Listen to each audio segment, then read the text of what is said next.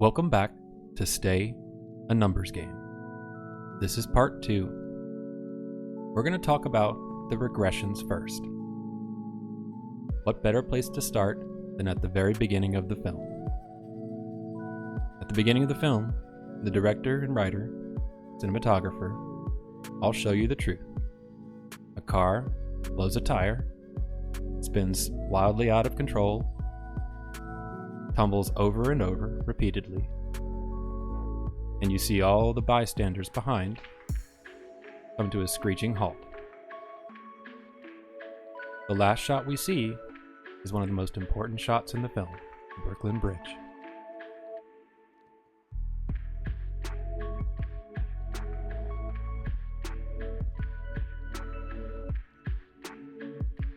Why is this shot so important? Well, if anything, mostly because the director and cinematographer are trying to tell you the truth.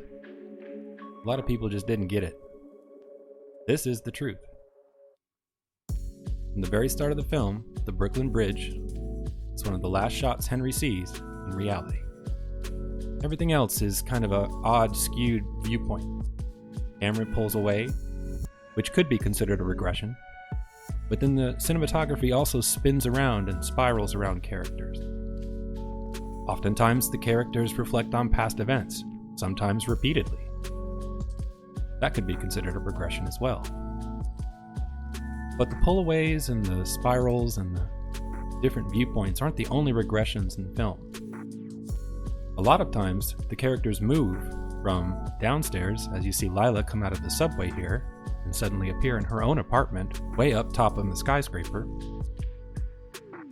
But never forget that the Brooklyn Bridge is often visible in either paintings or in direct shots throughout the entirety of the film.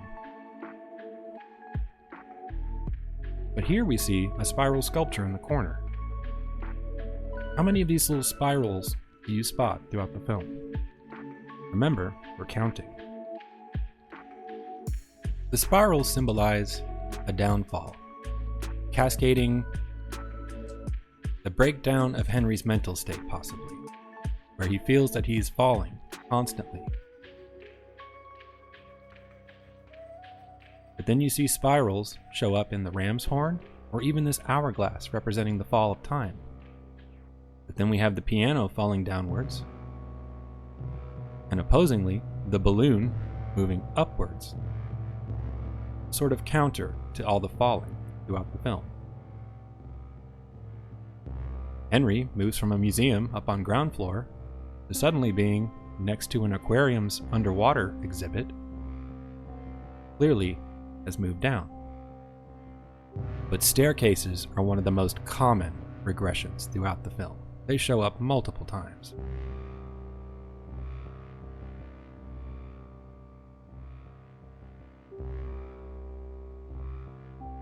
One of my favorite regressions throughout the film is this particular scene between Lila and Sam having dinner. If you look outside their window, you'll notice that they're not high above the ground as they were at the beginning. But additionally, all the windows are moving upwards, meaning the apartment must be falling. If you notice the progression through the film, there's a regression occurring constantly. The apartment starts near sky level and slowly moves to ground level throughout the entirety of the film.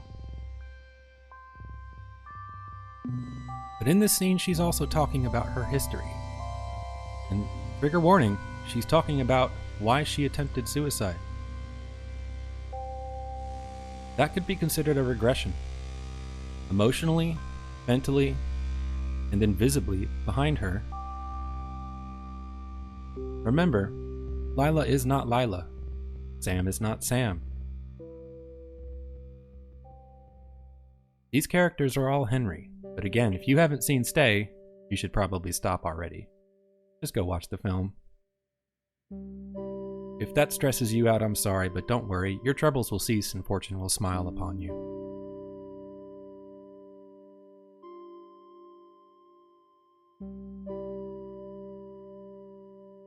Here's another shot from earlier in the film, where you can clearly see the apartments are not visible from across the way.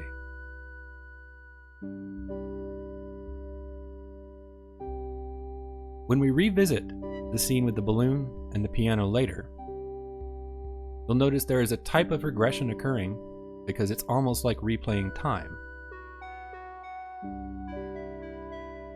Maybe the balloon represents Henry trying to move up to heaven while the piano is precariously falling on them. But again, this film is a numbers game. It's basically chasing after the truth. Just like Henry, the viewer is set into a motion of what's going on? What is this spiral of confusion? What's with all the symbolism? What does it all mean? But if you're asking those questions, you've missed the first scene. This is one of my favorite staircase scenes because it's a good segue into the reflections and refractions, like the diamond. I'll let that thought spin over in your head for a few moments.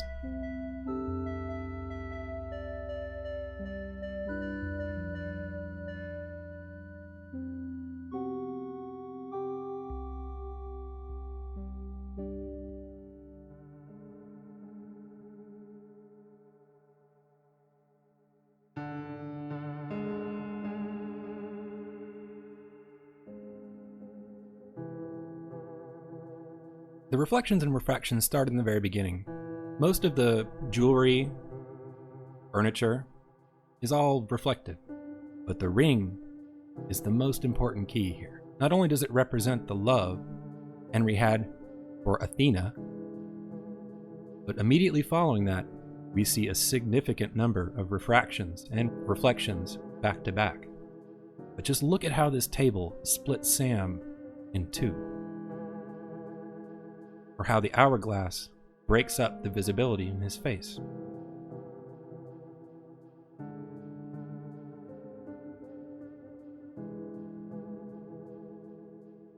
There are multiple shots like this in this scene, breaking or splitting up the characters. One of the more interesting scenes is this little reflection of the water in the corner. We're going to talk about that later in another episode. One of my favorite scenes is with Janeane Garofalo. The reflection of the watermelon burst on the table in front of her is extremely symbolic of the head injury that Henry has sustained. And then again with his mother, the crystal ball completely represents how the world has turned upside down. Most of the characters are reflected in mirrors or other objects like glass throughout the entire film. One of the best reflections is definitely when Henry is in the strip club and he's reflecting on his past life. Oof. Don't look at me like that, Henry. It creeps me out.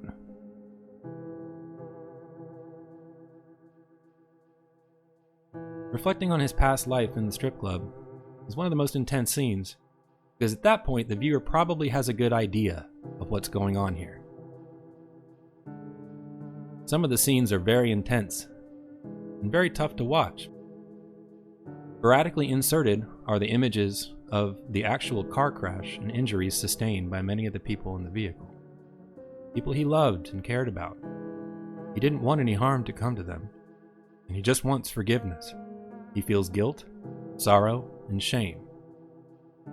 But the next scene shortly thereafter, after the replicated balloon and piano scene, and this is not edited, by the way, this scene is extremely strange. The directors talk about it by saying that they accidentally came across this by trying to edit multiple shots and takes together and figured out it would be an interesting series of morphs.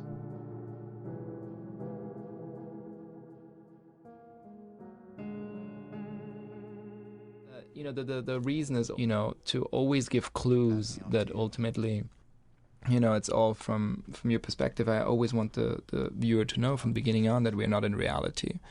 And I think in that kind of moment when you use the coverage on you, and for instance from both sides, and you're both looking the same side, that in normal circumstances that wouldn't make sense. But if it comes from the perspective of you, that you are him, and he's you, that in that moment you both look in the same. You almost become the same person. What do they call that? It's called breaking something. There's a 180-degree rule usually when you shoot. And you shouldn't break that, That's it's a very simple rule. What is the rule? It's basically where you put the camera. It's the position of the camera, and there's certain positions, when you draw the line on the floor, where you can put the camera and where you shouldn't. How you cover a scene, and it's sort of one of the rules in film, one of the basic rules in filmmaking. And you broke it. But in this film, that there were no rules. It's all about breaking the rules. Oh yeah, I like it. These are just a few samples of all the reflections, refractions, and regressions throughout Stay.